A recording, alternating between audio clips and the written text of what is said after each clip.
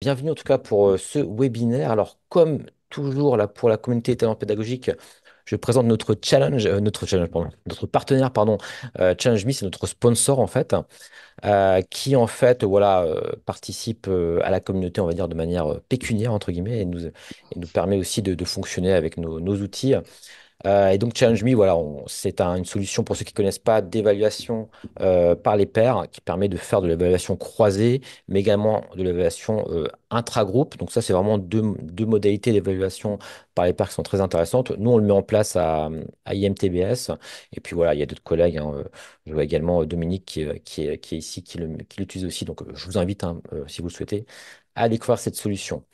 Alors, tous les webinaires de la communauté sont enregistrés, donc vous retrouverez tout ça sur la chaîne YouTube de la communauté. Donc, n'hésitez pas à vous y abonner, hein, comme ça vous permet d'avoir tous les webinaires si vous ne pouvez pas y assister. Et puis aujourd'hui, eh bien, pour faire vite, j'ai avec moi Dylan Job. Alors, Dylan, tu étais venu d'ailleurs à IMTBS pour présenter un peu tes travaux sur le portfolio. Alors, Dylan a accompagné notamment des étudiants de bachelor sur la démarche portfolio. Alors voilà, juste pour donner quelques éléments, ici c'est vrai que ce qui est intéressant avec peut-être la démarche de Dylan, c'est que c'est plutôt sur la méthodologie que sur les outils, mais tu vas nous en parler bien sûr de tout ça plus après au cours du webinaire. Mais voilà, donc on est vraiment focus sur la méthodo. Et voilà, donc je voulais l'inviter donc à partager avec vous un petit peu toutes ces questions là sur le portfolio qui intéresse beaucoup de monde. On en parlait avec notamment la démarche APC là, qui est un peu au cœur du sujet maintenant. Voilà, bah écoute, je vais arrêter mon partage. Est-ce que Dylan, tout est bon pour toi? Tu vas pouvoir peut-être partager ton Oui, diaporama. on va y aller. C'est parfait, à toi Dylan. Ok. Bon, alors déjà, bonjour à toutes et à tous et désolé pour ces petits problèmes techniques. J'ai dû changer de PC au dernier moment et je me retrouve avec plein de choses que je ne connais pas. Donc, je vais essayer de vous présenter, eh bien, c'est un retour d'expérience de ce que j'ai pu faire en tant qu'enseignant de la démarche portfolio. J'ai pas prétention à détenir des vérités et aussi, j'aimerais que si vous avez des questions, n'hésitez pas à les poser. On rentre dans une interaction directement. Et, et comment dire, j'aimerais éviter que ce soit magistral. Donc, si vous avez des questions, des interrogations, même maintenant, il ne faut pas hésiter, vous m'interrompez et on échange. On est là pour 1 heure, donc, autant que ce soit le plus interactif et agréable possible. Voilà. Donc, si on doit rentrer dans le vif du sujet, attends, hop, si tu peux avancer sur le, Ouais, tac, c'est parti. donc, avant de commencer vraiment de rentrer dans le vif du sujet, j'aimerais juste préciser, avoir une distinction, parce que alors, si vous êtes ingénieur pédagogique et que vous avez travaillé avec des enseignants, il y a encore une confusion entre le portfolio et la démarche portfolio. Donc, c'est tout bête, mais lorsqu'on parle du portfolio, eh bien, on peut avoir on a la vision outil. Je ne vais pas vous rappeler ce que c'est. Et moi, ce sur quoi j'ai principalement travaillé, c'est l'enseignement par lequel on va rendre l'étudiant capable bien, de démontrer l'acquisition ou non de ses compétences. Donc justement, ce que je vais vous présenter aujourd'hui, c'est un retour d'expérience de ce que j'ai pu faire avec cet enseignement. Voilà. Est-ce que déjà ça c'est clair ou est-ce qu'il y a eu est-ce que vous avez déjà eu, est-ce qu'il y a des questions? Non? Bon, ben, on peut avancer. Donc, le contexte. Le contexte, quelques éléments de contexte. Ce que j'ai fait, c'est que j'ai accompagné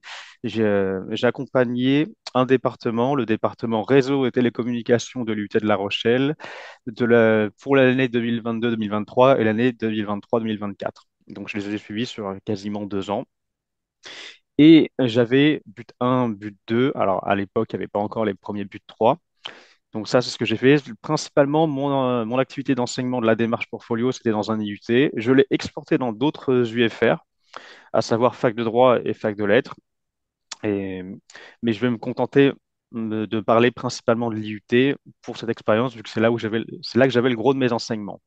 Donc ceci étant dit, peut-être que vous avez eu un écho similaire, mais le portfolio, en tout cas la démarche portfolio, a été assez mal perçue par les enseignants de façon générale.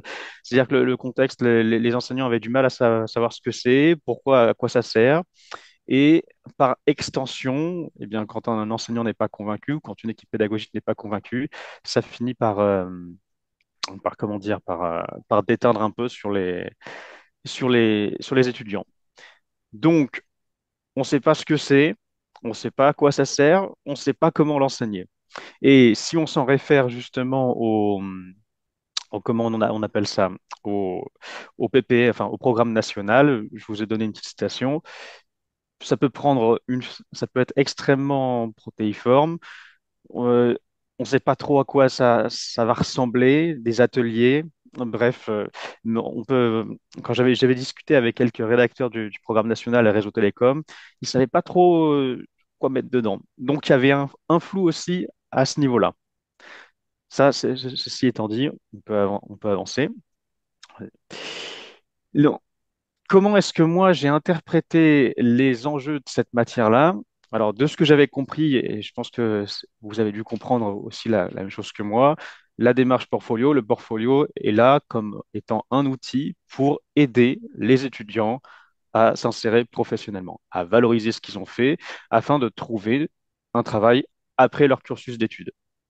Alors, ce qui permettrait aussi de vérifier d'une façon ou d'une autre l'adéquation entre les contenus de formation qu'on a en université avec les compétences professionnelles demandées sur le marché, les besoins des entreprises.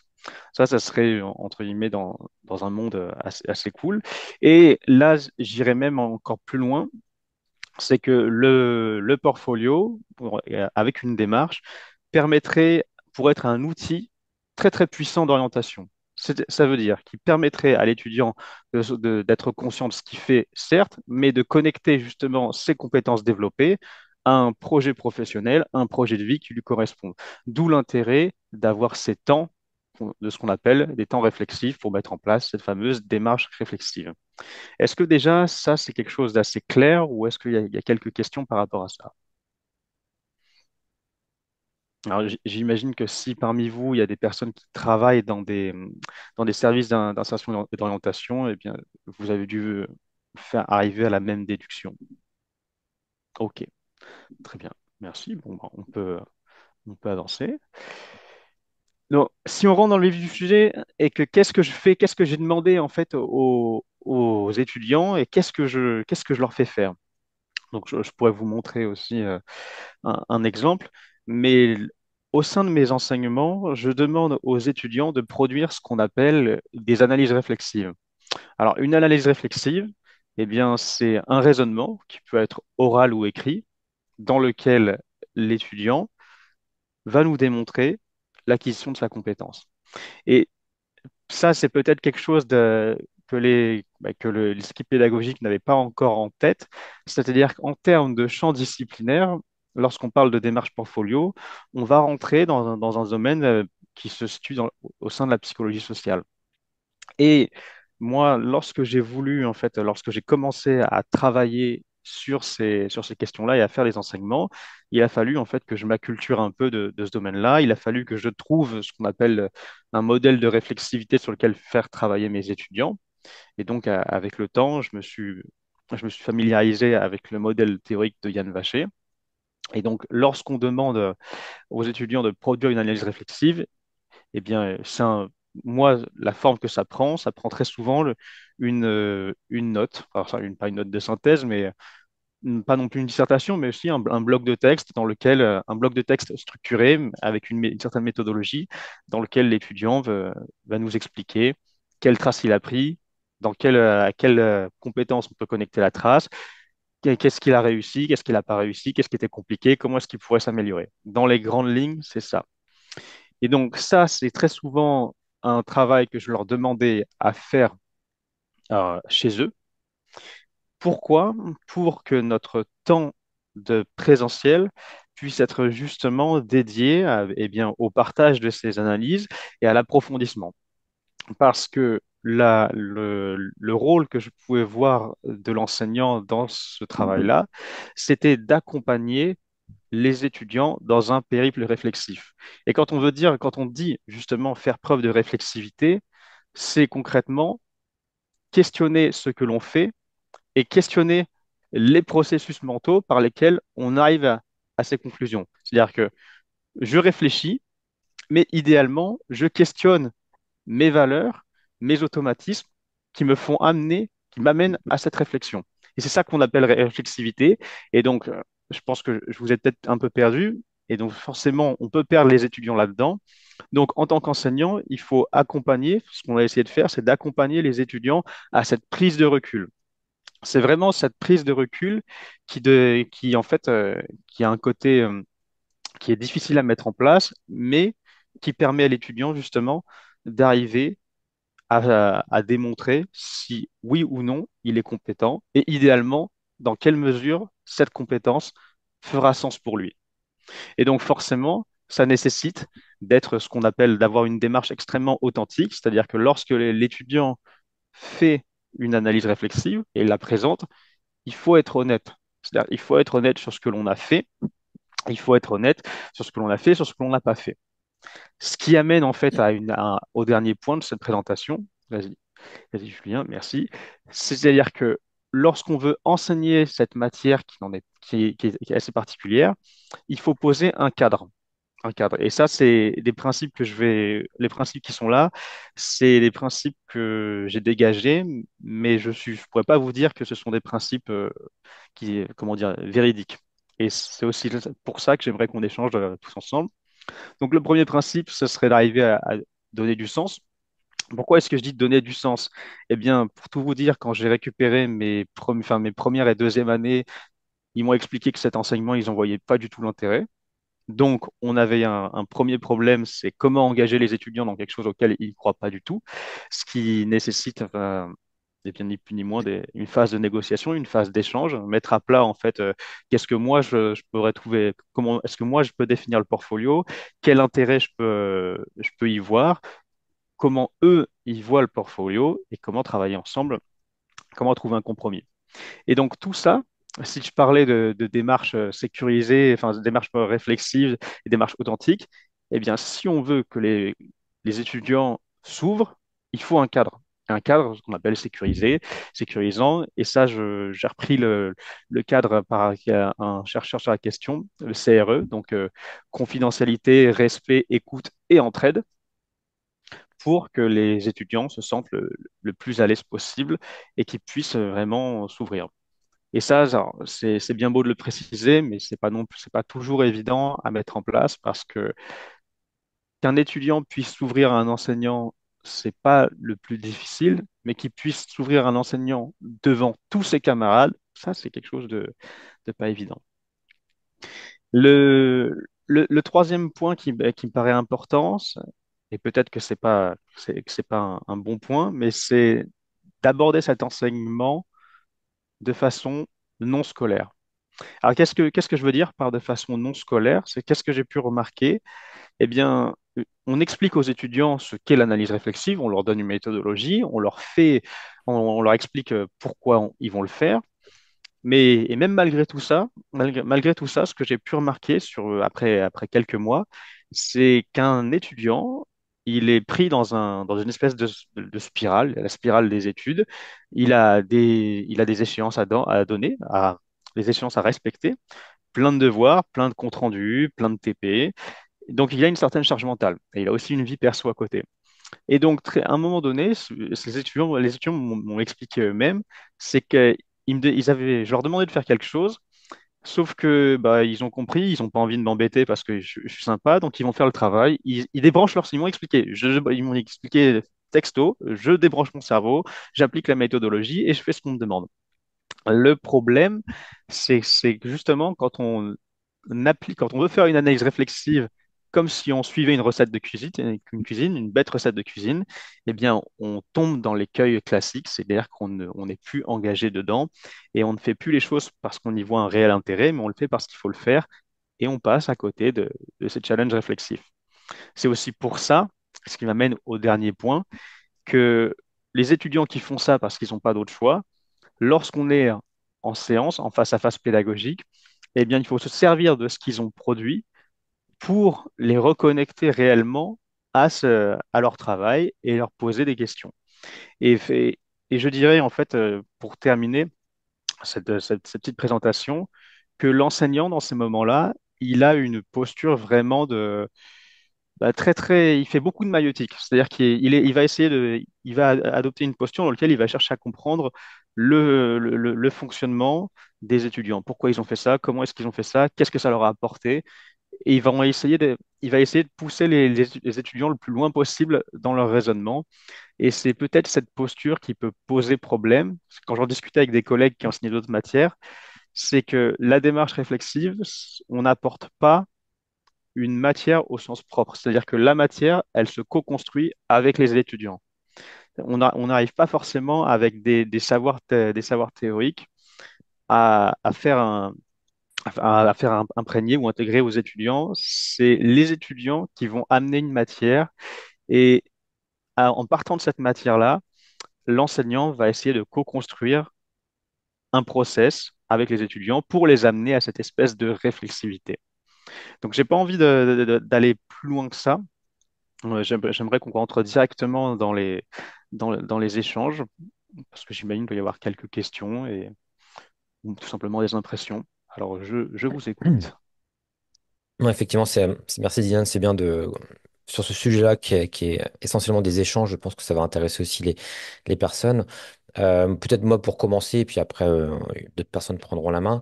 Est-ce que justement cette démarche portfolio, elle devrait aussi, à mon avis, être menée au sein de matières très spécifiques, tu vois, par exemple dans les cours, entre guillemets, je sais pas, par exemple dans les différentes spécialités des étudiants, par chaque enseignant.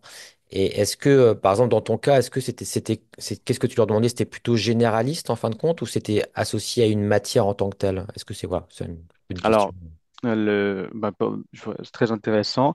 Donc, je vais répondre par la deuxième chose. Qu'est-ce que je demande? Est-ce que c'était connecté à des choses très précises? Oui. Oui, oui, oui. Oui, oui, complètement. Parce qu'en fait, comment sont organisées les formations dans les IUT? Il y a des référentiels de compétences. Et donc, à l'issue de 3 années, un étudiant doit avoir X compétences. En RT, c'est 5 compétences. Donc, moi, à chaque fois, lorsqu'ils me présentaient une analyse réflexive, ça concernait quelque chose qu'ils avaient fait. Comme par exemple un test, un pen test qui était connecté à la compétence surveillée et il devait m'expliquer dans quelle mesure ils avaient réussi à mettre en place un test d'intrusion.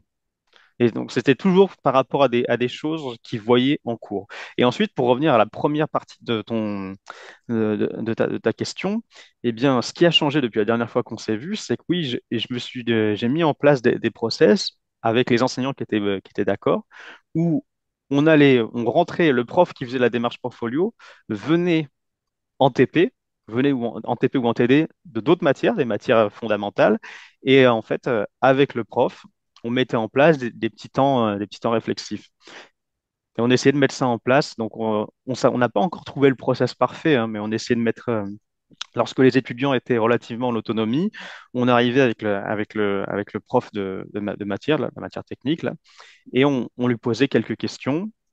Et très souvent, d'ailleurs, ce qu'on a remarqué, c'est que c'était les étudiants qui venaient même, qui étaient demandeurs d'accompagnement. Donc, je ne sais pas si ça répond bien à ta question. Ouais, merci, effectivement. Alors, j'imagine que, enfin, n'hésitez pas à lever la main hein, si vous avez des questions, mais j'imagine que c'était pas systématisé à tous les enseignements, quoi. C'était peut-être sur Non. quelques enseignants, en tout cas. Ouais, exactement, exactement. Hmm. On part sur aussi une question de volontariat. Et pourquoi volontariat? Ben, parce que tous les enseignants ne sont pas intéressés, ne sont pas sensibilisés, ne voient pas l'intérêt, mais aussi c'est qu'on est dans un espace extrêmement contraint par le temps. Donc, lorsqu'on a des enseignants qui ont déjà le sentiment de ne pas avoir suffisamment de temps pour faire leur programme, eh bien, l'idée de prendre du temps pour se poser, réfléchir, ça leur paraît très vite désuet. Ce qui peut s'entendre, hein. Ok. Non, Il y a- je vois qu'il Parfait. y Il a y a des gens qui sont. Sébastien qui a une question. Alors, n'hésite pas, du coup, je me permets de tutoyer, à activer la caméra. Je vois Je sais pas si que. on me voit. Ah, si, c'est bon. Oui, Ok. Parfait. Parfait, Sébastien. Bonjour, moi j'avais une question plus par rapport aux traces. Comment est-ce que tu as fait, Dylan, pour peut-être former d'autres enseignants ou d'autres collègues comment dire, à un petit peu répandre. Alors je sais pas si c'est par rapport aux enseignants ou par rapport aux étudiants, mais est-ce que tu as formé soit les enseignants ou soit les étudiants pendant qu'ils faisaient leur SAE, trouver des traces pertinentes? Enfin, t'as fait comment en fait pour que ils sachent que les traces étaient pertinentes, sur quoi ils devaient se focaliser pour avoir les traces et les expliciter, etc. C'est plus par rapport à la matière première. T'as fait comment? Donc, comment est-ce que je les aiguillais à trouver les traces pertinentes? Ouais. C'est la question. Alors ça, qu'est-ce que moi j'ai fait? Et ça, je sais que ça fait aussi pas mal de débat.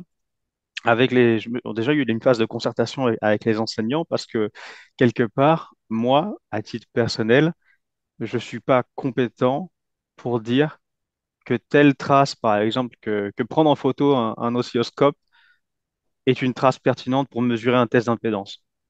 Donc, la première chose, c'était échanger avec les enseignants pour savoir ce qui est relevé de, de la compétence. Parce que une trace pertinente, c'est une trace, c'est un élément, c'est une preuve qui est connectée à la compétence. C'est seulement lorsqu'on fait ce travail de connexion qu'on peut appeler ça une trace dans le jargon. Donc, la nécessité que j'ai eue, c'était d'échanger avec les enseignants. Donc, on les réunit, on réunit ceux qui sont ouverts. Et par chance, en réseau télécom, on est un tout petit département, donc c'était pas trop compliqué de les, de les changer, de les voir ou même d'échanger avec eux individuellement.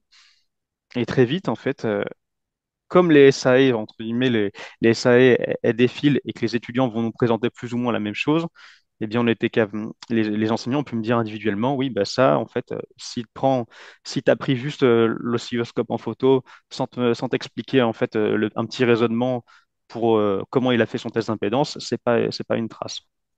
Donc, qu'est-ce que j'ai fait? J'ai échangé individuellement avec les enseignants. Et qu'est-ce que j'ai fait pour les étudiants afin qu'ils puissent justement faire ce travail d'identification de traces? Eh bien, dans la méthodologie, c'est un peu tout bête, mais lorsqu'ils me présentent une trace, je leur demande, vraiment, il y a une partie de la méthode, je leur demande Mhm. quelques lignes, deux lignes qui me permettent, qui m'expliquent comment est-ce qu'ils connectent cette trace, cette photo, ce quelque Mhm. chose à la compétence. Ok. Et ça, et lorsqu'on les évalue à l'oral, eh bien, j'ai toujours un prof de matière fonda Mhm. qui est là pour dire oui, c'est bon ou c'est pas bon. Ok. Alors, juste avant, merci pour la question du coup. Merci. Juste avant de poser la question de Ben, je vois que Ben, tu as levé la main. Il y avait une demande dans le chat, donc au niveau des outils justement. Est-ce que malgré tout, tu as des choses, même si je sais que c'est plus sur la méthodologie que toi tu as travaillé, est-ce que tu as des outils, qu'est-ce que tu as utilisé concrètement ou qu'est-ce que tu conseilles d'utiliser? Est-ce que c'était simple tableur? Est-ce que c'était vraiment un outil en tant que tel, un Geniali ou autre? Ou voilà, est-ce que tu as des conseils? Alors là-dessus, moi, ce que j'avais dit aux étudiants, étant donné qu'on n'a pas encore, enfin, à l'Université de La Rochelle, il n'y avait pas d'outils institutionnels, on a fait des expérimentations, comme je t'en avais parlé, sur KPC+, Mhm. et, mais c'était une petite expérience dans une autre formation, et pour l'instant, il n'y a pas plus d'infos que ça. Donc, l'ambition de l'Université de La Rochelle, c'est d'avoir un outil sur lequel centraliser tout ça. Et en l'absence d'outils, eh bien, c'était ce que j'expliquais aux étudiants, c'est que votre support, vous êtes le libre dans le choix du support. D'ailleurs, c'est aussi pour ça que j'avais cité la mention du PN, j'avais cité le PN parce que le PN laisse les choses extrêmement libres.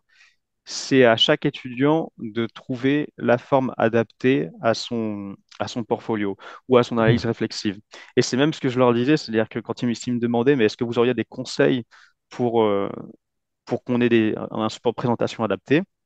Eh bien, ce que je leur disais, mon seul conseil, c'est de penser à votre interlocuteur, penser à la personne à qui vous allez présenter votre analyse réflexive, vos traces, et en déduire, enfin, vous posez la question suivante, quel support serait le plus adapté? Mhm. Et en fonction, j'imagine, en fonction des filières, les outils, les outils de portfolio, les outils de présentation d'un portfolio pourraient changer. Là, je pense justement aux filières informatiques qui utilisent beaucoup leur GitHub pour leur présentation. Je pense aussi aux filières métiers multimédia de l'Internet qui, eux, ont plein d'outils, plein de portfolios axés sur l'e-design, qui est donc chacun peut trouver ses outils. Et je dirais même, tant qu'on n'a pas d'outils institutionnels, eh bien, on peut laisser les étudiants libres parce que ce qu'on a pu observer avec les collègues, c'est que lorsqu'on laisse les étudiants libres, eh bien, ils trouvent des outils très, très adaptés. ou en tout cas des supports très adaptés. Voilà. Super. Et là, Ben, je te donne la parole dans 30 secondes, juste pour te dire, effectivement, les outils, c'est une grande question. C'est un peu, ça revient toujours. Aujourd'hui, c'est vrai qu'il y a Karuta, qui est un projet qui, a priori, est assez développé. Moi, je ne l'ai pas forcément testé. Bon, il faudrait voir si des personnes ont des retours là-dessus. Donc, pour des personnes qui sont à la charge d'outils, ça existe, hein. Donc, il y a Karuta, il y a Mahara également connecté à Moodle. Mais c'est pareil, j'ai pas forcément eu toujours des échos très, très positifs. Donc, j'ai l'impression que c'est un peu une question qui reste un peu en suspens. Il y a encore un besoin dans le marché d'un outil qui ferait un peu tout, si on veut, qui permettrait de lier les compétences, de tout un référentiel à des traces, etc. Je pense qu'il y a vraiment un besoin là-dessus. Mais en tout cas, aujourd'hui, enfin, en tout cas, à ma connaissance, je ne connais pas d'outil, en tout cas, qui aujourd'hui semble vraiment faire le job de manière Mm. totalement satisfaisante. Mais voilà, c'était un petit aparté sur cette question importante quand même des outils. Mm. Donc, c'est bien effectivement de mentionner que là, dans ton cas, ben, ils choisissaient ce qu'ils voulaient. Et puis voilà, en fonction des filières, en fonction des enseignants, etc. Donc, très intéressant. Ben, je te laisse la parole du coup. Merci beaucoup. Merci beaucoup, Julien. Merci, Dylan. Rapidement, pour contexte, je m'occupe des cours tout le cours de langue à la même école que Julien et surtout, j'organise des formations de compétences transverses et dans lequel ce genre de démarche peut être très intéressant. Donc, il me reste pas mal de questions parce que c'est assez nouveau pour moi. Je comprends toujours pas comment on peut éviter le fait de Dunning-Kruger des étudiants qui savent, pensent qu'ils savent, mais ils savent pas. Mais à part, tu viens de dire d'avoir un prof qui arrive après et puis dit, ben non, c'est pas ça, etc. Mais c'est pas vraiment la question. Euh, Ça m'intéresse comment mettre ça en place, ou est-ce que c'est mieux de mettre ça en place au plus utile dans une démarche plutôt d'apprentissage expérientiel, dans des apprentis, par exemple, qui ont plutôt amené leur à réfléchir ce qu'ils ont appris pour potentiellement euh, appuyer leur réflexion pour mieux apprendre après, pour que ça un sorte de cercle vertueux. Euh, c'est la question que je me pose là par rapport à ça. Est-ce que c'est quelque chose que tu as déjà vu, pensé, expérimenté? Alors, ta question, si je me comprends bien, c'est que tu veux savoir en fait si ce serait pas mieux de mettre la démarche portfolio pour des personnes qui sont en situation d'apprentissage. Déjà, j'imagine, pour moi, j'imagine, comme tu dis, il faut apporter en matière parce que c'est pas la matière en tant que telle. Et le manière dans lequel l'approche portfolio puisse servir comme appui pour plus d'apprentissage, pour que ça, et puis je réfléchisse ce que j'ai appris, pour que ça soit quelque chose qui fait monter en compétences et pas juste réfléchir sur est-ce que j'ai atteint une compétence et une fois qu'elle est Mm. acquis, bon, c'est terminé. C'est comment ça peut être parti en gros, c'est quoi le mot contrôle continu? C'est ça, que ça Mm. nous donne plus de données à les étudiants et le prof de organiser l'apprentissage après. Mm. Alors, je vais essayer de répondre. Est-ce que pour les apprentis ou les personnes qui sont en situation d'apprentissage, ce serait pas plus intéressant? Est-ce qu'on a pu observer, et ça j'ai fait qu'avec une seule classe, c'est que oui, des étudiants en entreprise ont plus d'entre guillemets de facilité à s'engager parce que ils voient davantage les liens entre ce qu'on leur demande en cours et ce qu'on leur demande dans le réel. Et donc, ils sont plus ouverts à l'idée de réfléchir sur est-ce que oui, ils ont bien développé telle ou telle compétence. Et je pourrais même aller plus loin parce j'avais déjà fait participer en fait à des ateliers de formation, mais cette fois, on était plus sur de l'andragogie, c'est-à-dire qu'on faisait de la démarche portfolio, mais pour des personnes qui étaient déjà en situation professionnelle et qui avaient 10, 15 ans d'activité professionnelle. Et qu'est-ce qu'on avait pu remarquer avec le formateur? C'était que des personnes ayant pas mal d'expérience professionnelle qui faisaient une nouvelle formation étaient beaucoup plus engagés et étaient beaucoup plus ouverts et réceptifs à ce type de démarche. Et ensuite, maintenant, ce qui est intéressant, c'est que tu m'as dit que tu enseignais les langues. J'ai emmené la démarche portfolio au sein d'un master langue étrangère appliquée, en deuxième année. Et pourquoi j'étais intervenu là-dedans? C'est parce que le responsable de formation m'expliquait que eh bien, les filières LEA étaient un peu en souffrance, c'est-à-dire qu'on avait des étudiants qui faisaient 1, 2, 3, 4, 5 ans, 5 années d'études, mais qu'à la fin, ils n'avaient aucune conscience de leurs compétences et qu'ils avaient un espèce de gros syndrome de l'imposteur. Ils ne savaient pas comment s'intégrer sur le marché du travail. Et ce responsable de formation estimait qu'il y avait besoin d'avoir quelque chose, une forme d'activité, une forme d'enseignement pour aider les étudiants à se construire justement un, un portfolio. Pourquoi? Ben parce que tout bêtement, les étudiants qui ont fait des études, comme la plupart des étudiants aujourd'hui, le font pour s'insérer professionnellement. Et la demande des étudiants, c'était, ben, monsieur, on arrive, on a fait 5 ans d'études, mais on a l'impression qu'on n'est pas compétent, qu'on ne sait pas quoi faire. Donc là, c'était même pas l'effet Denis Kruger, on aurait presque dire, c'est un effet inverse, c'est-à-dire qu'ils avaient l'impression dès le départ d'être entre guillemets, nuls et qu'ils allaient être largués, en fait, qu'ils avaient fait des études, mais qu'ils seraient incapables de s'intégrer dans le marché, sur le marché du travail, ou dans le marché du travail. Et ça m'avait amené justement à faire quelques heures, quelques ateliers de sensibilisation à comment identifier des compétences et comment essayer de les valoriser. Voilà. Alors, je sais, est-ce que je réponds à toutes tes questions ou pas? Je pense que c'est plutôt pour animer des discussions. Donc, Ok. est-ce que ça anime? Il y a pas mal d'informations et je te remercie. Mais effectivement, juste pour rebondir là-dessus, c'est vrai que même dans le chat, des personnes en parlent aussi. C'est vrai que l'apprentissage semble peut-être un bon levier. On va dire peut-être que pour un établissement, commencer par les apprentis pour mener ce genre de démarche et petit à petit peut-être les amener aussi dans la formation initiale, c'est une bonne idée. Parce que c'est vrai qu'on se base peut-être sur des choses très concrètes. Donc je sais pas, hein, c'est peut-être une piste, parce que c'est vrai que je sais que c'est difficile pour les établissements de s'emparer vraiment de cette question-là. Donc ouais. Merci en tout cas pour ces éléments. N'hésitez pas hein, s'il y avait d'autres questions. C'est vrai qu'il y a. Alors, d'ailleurs, je vois un très, très intéressant également. Je vais partager d'ailleurs mon écran parce que j'en profite pour aussi donner des infos. Donc là, il y a également la chaîne hein, comment dire, de Dylan sur Monsieur Portfolio. Donc n'hésitez pas à y aller aussi. Il y a pas mal de vidéos qu'il a fait. Alors, je vais partager l'écran. Hop, c'est parti. Et également, donc voilà, la chaîne de Dylan est ici, hein, si vous souhaitez avoir plus d'infos aussi sur cette question-là. Mais également, il y a une personne qui partage une journée qui aurait lieu. Alors, je ne sais pas si cette personne peut prendre la parole. Ça s'appelle Code Sign du e-portfolio de l'apprenant dans l'enseignement supérieur. Est-ce que, par exemple, cette personne peut prendre la parole ou présenter un petit peu cette journée? Parce que ça me semble quand même une super initiative.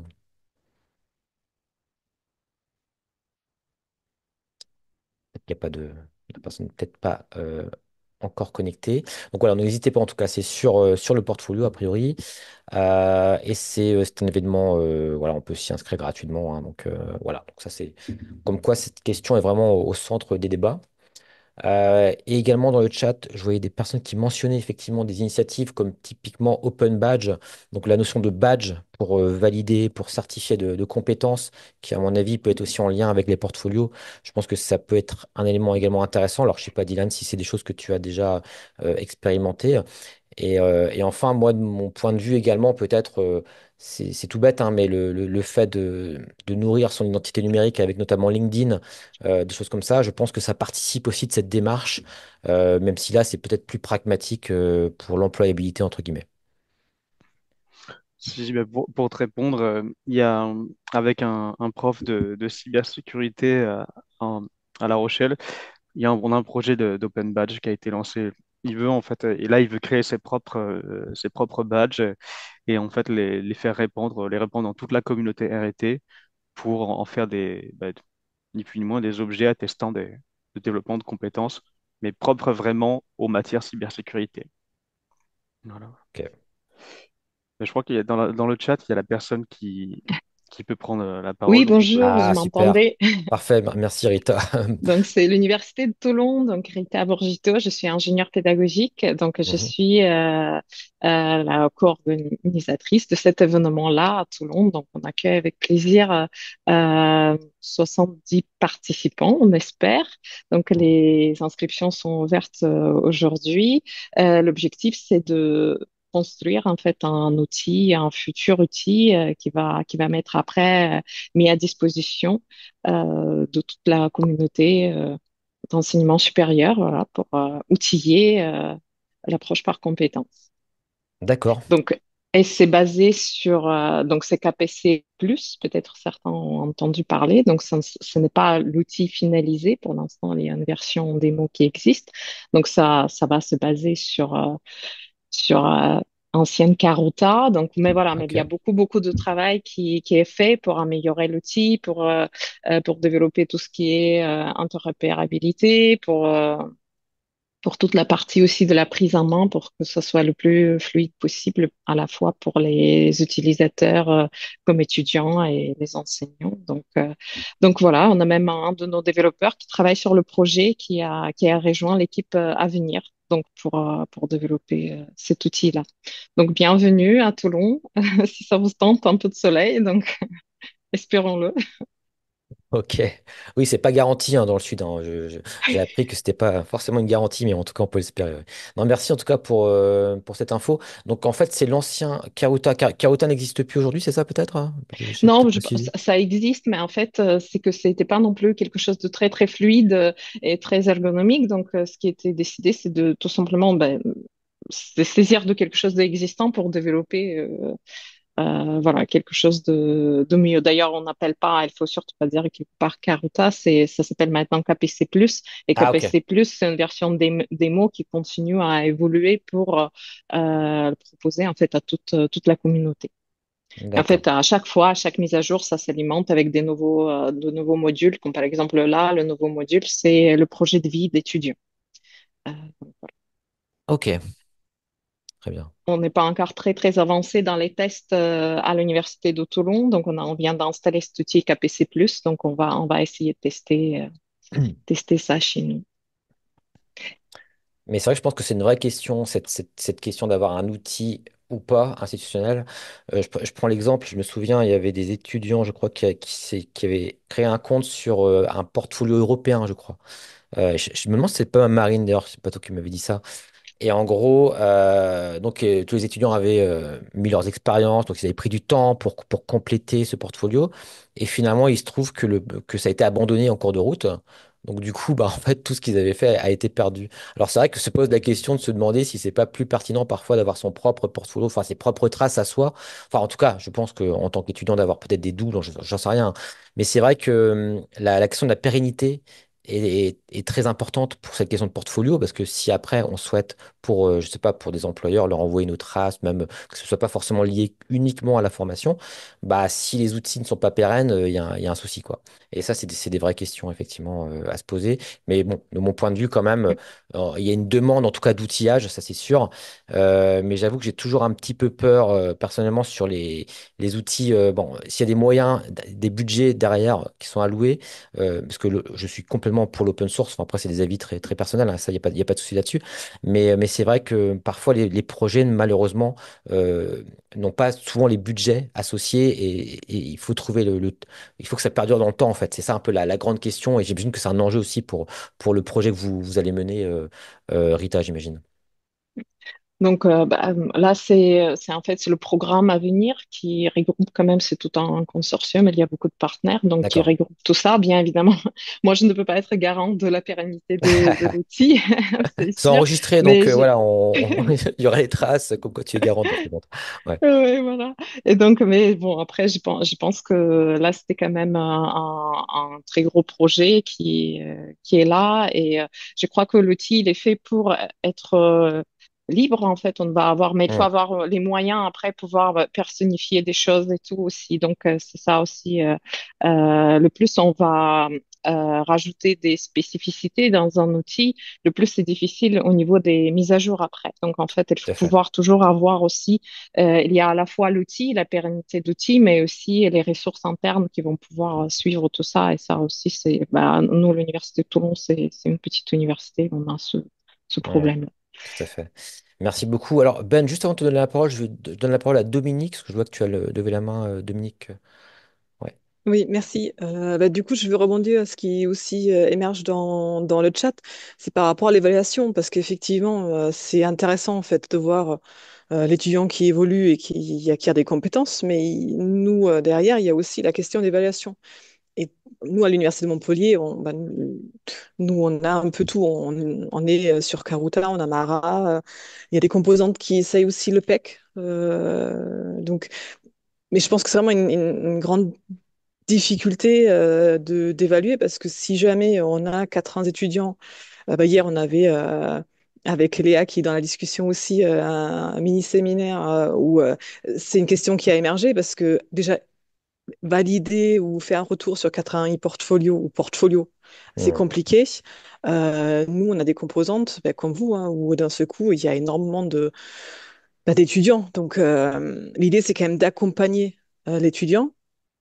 Et on ne peut pas faire un retour en permanence. D'où l'intérêt aussi de tester des outils.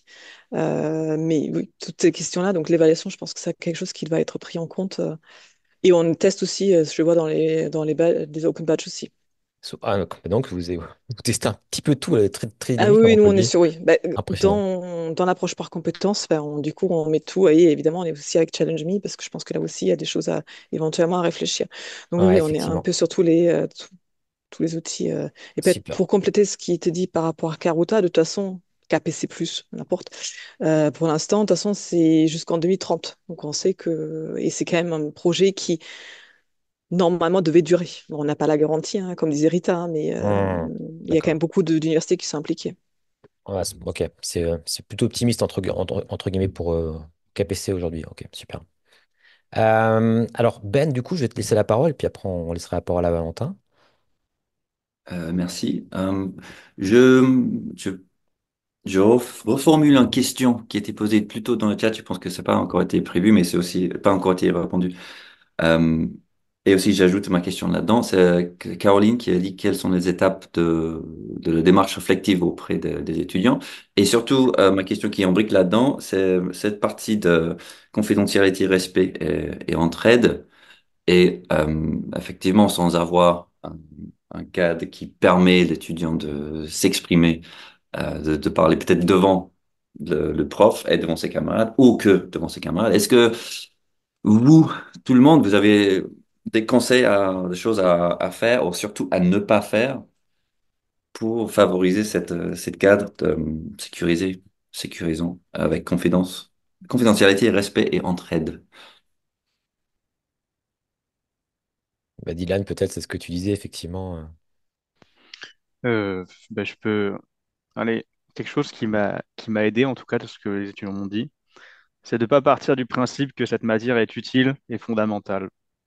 Et commencer par essayer d'expliquer et un peu vendre le truc, c'est-à-dire se mettre à la place d'un étudiant sceptique qui a plein de choses à faire et plein de choses à penser, et essayer d'expliquer, de justifier en fait l'existence et le bien fondé de cette matière et la justifier régulièrement et d'arriver en fait comment dire, à inspirer confiance, à établir ce climat de confiance. J'avais reçu un étudiant dans un podcast et il avait donné un conseil au prof qui disait, mais un prof qui doit enseigner le portfolio, il faut qu'il arrive à se connecter à ses étudiants. Et je trouvais ça assez joli, c'est-à-dire que je lui ai demandé, mais qu'est-ce que ça veut dire se connecter? Mais il faut qu'il arrive en fait presque à rentrer dans notre esprit, à rentrer dans notre fonctionnement et savoir en fait comment on va se comporter et s'adapter à nos humeurs. C'était, ça paraît très difficile, mais c'était en tout cas le conseil qu'il donnait. Tiens, Super. le- Salut Léa, je vois que tu viens de lever la main. Alors, si tu veux intervenir, vas-y. Oui, c'était en réponse à la question sur, sur comment est-ce qu'on met les étudiants justement dans un environnement safe dans lequel ils peuvent parler d'eux et de leur vulnérabilité. Ce qu'on a expérimenté à l'IUT de Nîmes, c'était de les faire corriger les portfolios les uns des autres en évaluation par les pairs. Et on a observé que c'est très difficile pour eux de trouver la première fois en tout cas, de trouver des choses positives à dire. Ils ont tout de suite tendance à montrer les éléments négatifs, qu'est-ce qu'il faut pas faire, etc. Donc en fait, nous, on avait vraiment établi la consigne en leur disant, vous ne relevez que les éléments positifs de ce que vous lisez. Et déjà, le fait de se concentrer sur les éléments positifs et sur se parler entre eux des choses qu'on admire dans le portfolio du copain, mais ça aide beaucoup. Et je vous rejoins complètement, c'est vraiment un moment où c'est vulnérabilisant en fait de parler de soi, surtout au début de la démarche portfolio, de la réflexivité et tout ça, parce qu'on on va parler de choses qu'on n'a pas forcément réussi à faire et on va parler de choses qui sont compliquées. Et c'est vraiment important même au-delà de l'enseignant, qui évidemment doit avoir une attitude bienveillante, que les étudiants entre eux prennent le réflexe tout de suite d'avoir aussi cette attitude bienveillante et d'accepter voilà, que les erreurs, ça fait partie de l'apprentissage et au contraire, c'est plutôt cool de pouvoir montrer sa progression à partir de ses erreurs. Et donc voilà, aller vraiment dans ce sens, en tout cas, c'est ce qu'on a observé à Nîmes, qui fonctionne plutôt bien. Et après, ça les rend assez compétents. Là, on en est à un stade où c'est les étudiants de deuxième année qui évaluent le portfolio à l'oral des étudiants de première année. Et ils ont complètement adopté cette approche bienveillante. Ils sont très pertinents sur les questions de compétences. Donc, ça marche plutôt bien. Super, merci beaucoup Léa. Et du coup, je pense que ça donne justement pour faire la passation à Valentin qui va sans doute nous parler d'évaluation par les pairs, peut-être. Enfin, je ne sais pas, mais c'est peut-être ça. Donc Valentin, je t'en prie, tu peux prendre la parole. Merci Julien. Effectivement, vu que j'avais levé la main avant que Léa intervienne, mais je trouve que son intervention est très très intéressante, le fait d'évaluer des portfolios, ou du moins tous ces échanges d'évaluation par les pairs. Après, je suis là pour écouter. Vraiment, d'habitude, j'interviens pas tellement.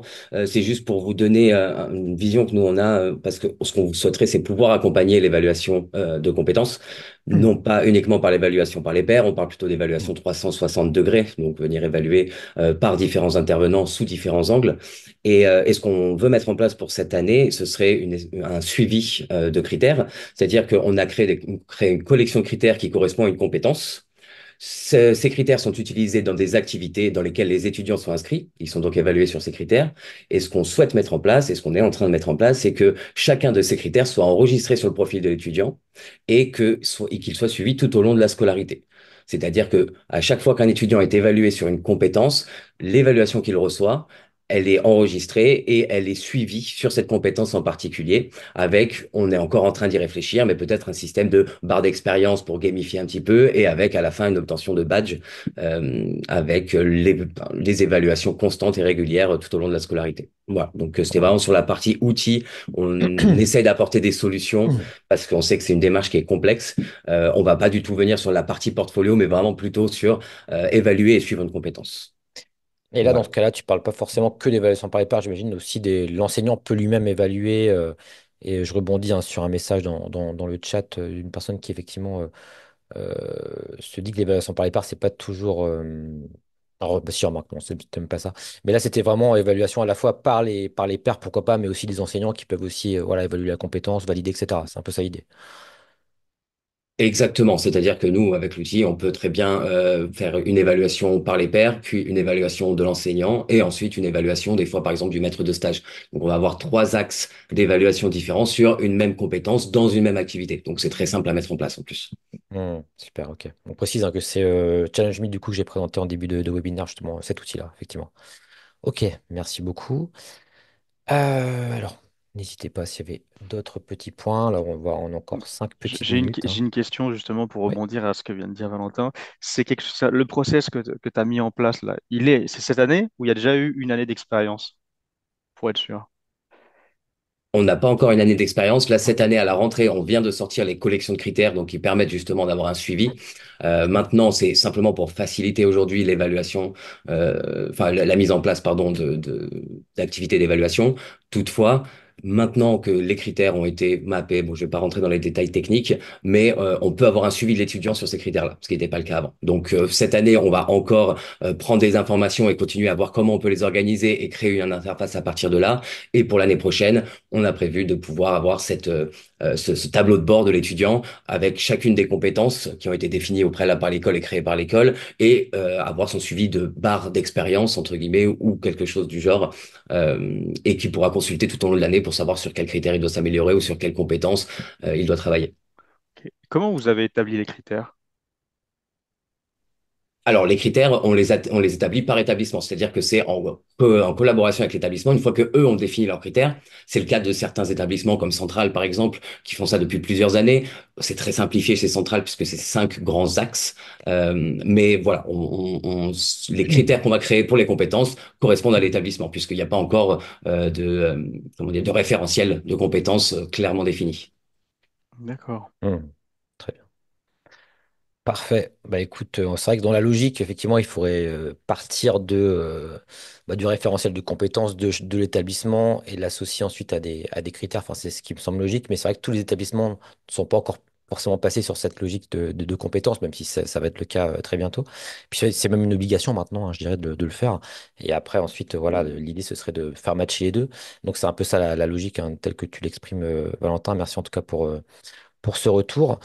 Bah écoutez, ce que je vous propose maintenant, c'est tranquillement de conclure. Là, je vais vous partager l'écran. Je vais vous partager le bon écran parce que j'ai su qu'en fait, je vous ai pas partagé le bon écran tout à l'heure dans la présentation.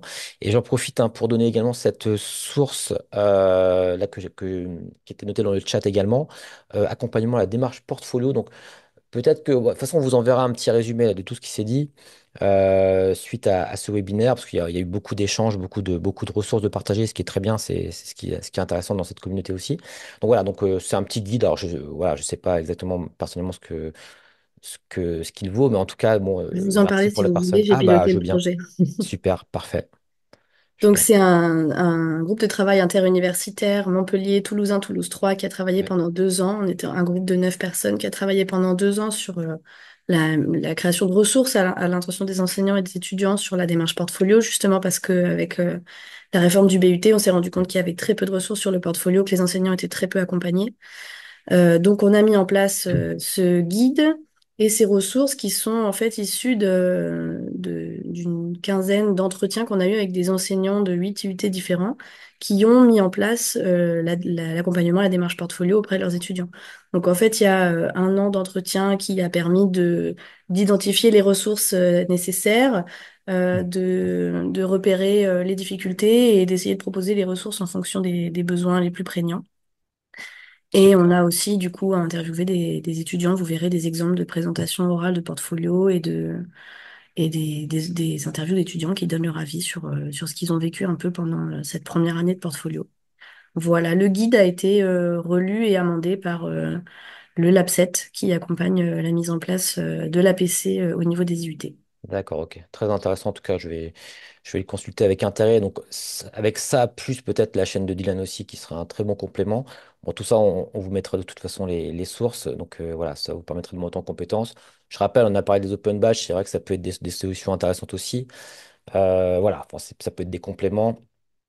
Ici, donc, il y avait toute la partie également, voilà, pour rappel, pour la journée, là. Donc, n'hésitez pas également, ce sera dans les sources.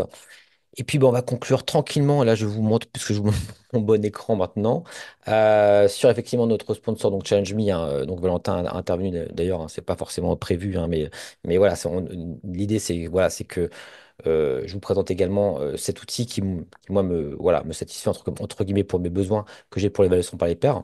Donc n'hésitez pas, si vous voulez plus d'infos, à vous rendre sur leur site. Encore une fois, c'est pour de l'évaluation par les pairs qui peut être donc croisée, mais également intergroupe, etc. Donc on peut faire différentes modalités entre guillemets d'évaluation par les pairs, ce qui est très intéressant. Je rappelle que vous retrouverez la vidéo sur la chaîne YouTube de la communauté. On vous enverra également un lien pour vous inscrire il y a un Discord également, il y a peut-être des personnes qui sont, voilà, on vous enverra toutes ces infos-là également. Et puis voilà, hein, quant à moi, maintenant, on va pouvoir conclure tranquillement ce webinaire. En tout cas, merci Dylan pour cette intervention. C'était très intéressant parce qu'au final, on a beaucoup échangé et c'est aussi, je trouve, un format qui, moi, me plaît. On va sans doute d'ailleurs faire un peu évoluer la formule en favorisant un petit peu les échanges par rapport aux présentations en tant que telles, en faisant pourquoi pas des petits groupes enfin bref, on vous en reparlera. En tout cas, on vous donne rendez-vous le mois prochain pour ceux qui pourront, donc pour un prochain webinaire. On n'a pas encore le sujet, mais ça va arriver bientôt, je crois. Donc voilà, on vous dira tout ça très bientôt. Et moi, je vous souhaite un bon appétit à tous et puis un beau week-end qui va suivre. Voilà. Merci à tous.